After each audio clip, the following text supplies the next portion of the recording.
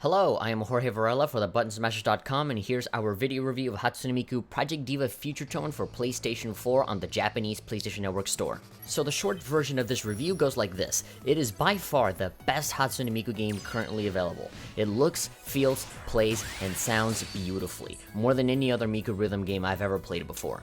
If you don't mind making a Japanese account and spending a bit of money for the whole package, I highly recommend you get it. It's pretty expensive, but it's very worth it, since you'll probably be playing this for a long while. Now the long version of the review goes like this. When I was playing through Hatsune Miku Project Diva X for my review, I would usually take breaks from that game by playing another Miku game that had completely taken over my free time. This game, at the time of this writing, is only available in the Japanese PlayStation Network store, and you need a Japanese account and a good amount of yen to be able to get it.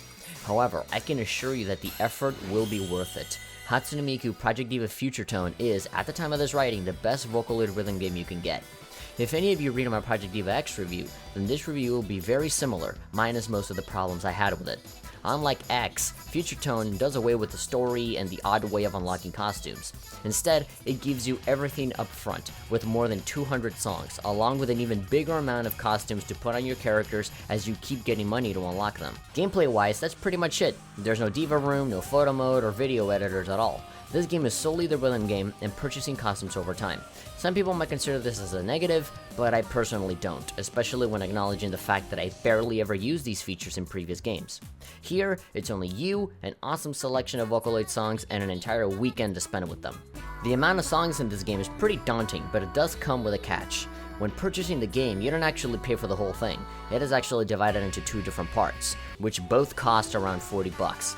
The first one is called Future Sound, which takes 120 songs that mostly come from Project Diva Arcade and the more recent F and F2 games. The second pack of songs is called Colorful Tone, which contains slightly more than 100 songs from the portable releases on PSP and 3DS. Sectioning off the song list in this way is another thing that may be viewed unfavorably, but I think quite the opposite. Considering the high asking price for the entire package, which is approximately around $80, I think it was a really smart move to let people spend less money by being informed about the songs they will get for each package. In my personal experience, I had only purchased Future Sound due to the higher quantity of songs and the games it was based on. Afterwards, I researched about what songs would be available for Colorful Tone, and I was kinda glad that wasn't the first one I bought. I had no idea what most of the songs were, and the ones that I did recognize leaned onto the more experimental and niche side of the Vocaloid scene, so I didn't really know how to feel about it. Eventually, I did end up buying Colorful Tone and did not regret it at all. However, I think this is a great showing of freedom of choice in being able to not spend too much money on songs you're not interested in playing in the first place. You can see similar business models working to good effect in Killer Instinct and the free-to-play version of Dead or Alive Extreme 3, in which you can pay for a certain amount of characters for a smaller price than the full product. In any case, I highly recommend you save up some money and pay for the whole thing, for I think it is very much worth it, as I have said before. Thanks to the gigantic amount of variety in the music, it is guaranteed that you will find a significant amount of songs you will like and want to play over and over again, on top of unlocking all the costumes with the money you get from doing so. Speaking of which, the amount of outfits and accessories available for all 6 characters is absolutely insane. Even minor, less popular Vocaloids like Mako and Kaido have a huge amount to choose from. This brings up a similar problem that shows up in Project Diva X as well, in which there seems to be way more outfits than there are songs to use them on.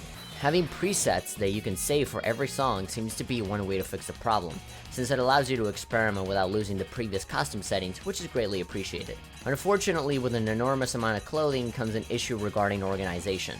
Unlike the song list, which has various ways of sorting tracks, such as alphabetical order, difficulty level, favorites, and even characters that are featured on the songs, the costumes are a bit harder to track down.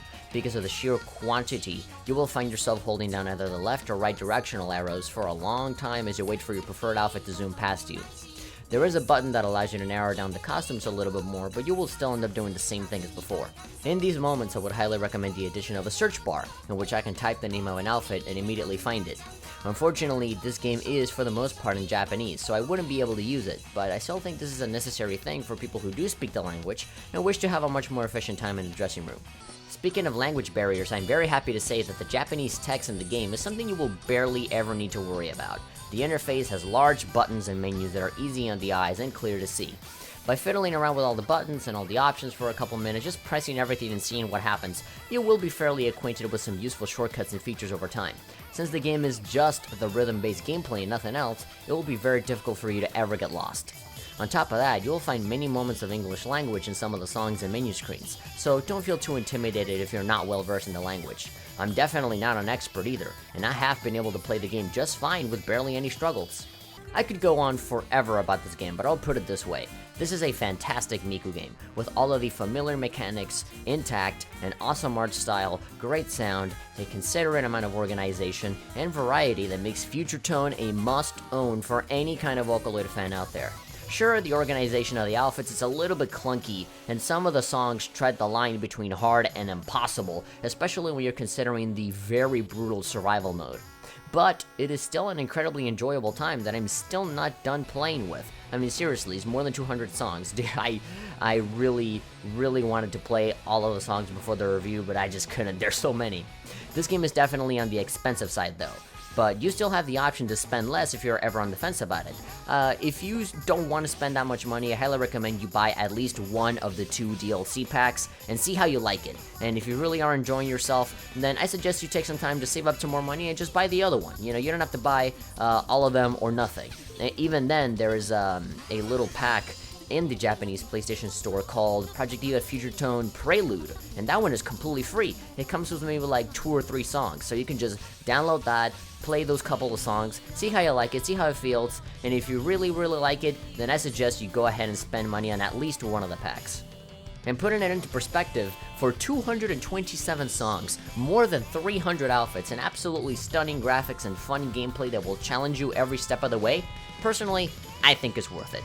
Go get it. Thank you very much for watching. If you guys enjoyed this video, be sure to give this video a like. And of course, you can go to our website, thebuttonsmasher.com. We do news, we do reviews, and if you're a fan of podcasts, then be sure to visit that site because we have a lot of them. All of that content is created by really fun people that love what they do, so we highly appreciate your support.